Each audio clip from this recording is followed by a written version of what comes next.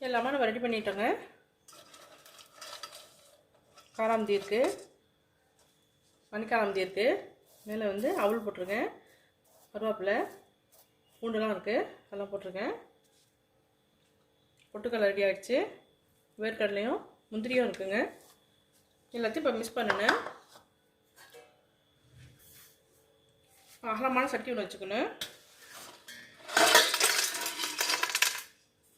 நல்லா உடச்சி விட்டுருணுங்க.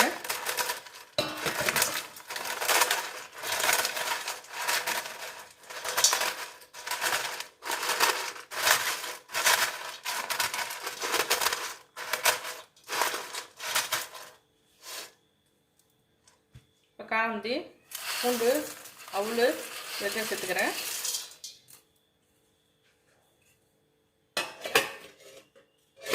வேர்க்கடலை, முந்திரி இருக்குது, அதையும் சேர்த்துக்கிறேன். பொட்டுக்கடலை சேர்த்துக்கிறேன்.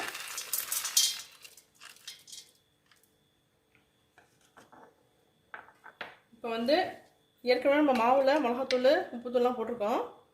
இப்போ எக்ஸ்ட்ரா நம்ம சேர்த்துருக்கோம்ல, பொட்டுக்கடலை, வேர்க்கடலை, முந்திரிலாம் சேர்த்துருக்கோம்ல, அதுக்கு வந்து நம்ம காரமாக உப்பும் நமக்கு தேவைப்படும். கொஞ்சமாக போட்டுக்கலாம்.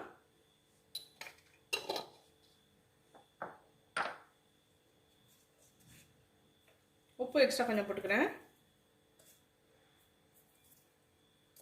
அவ்வளோதாங்க. இதை நல்லா குளிக்க விடணும்.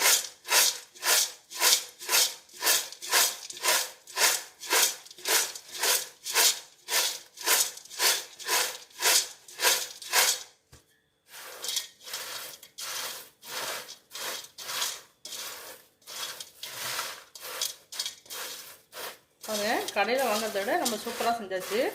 அவங்க கூட என்ன எண்ணெயில் செய்வாங்கன்னு தெரியாது. நம்ம வீட்லேயே நல்லா சுகாதாரமாக நம்ம செஞ்சுருக்குறோம். இதே மாதிரி நீங்களும் செஞ்சு பாருங்கள்.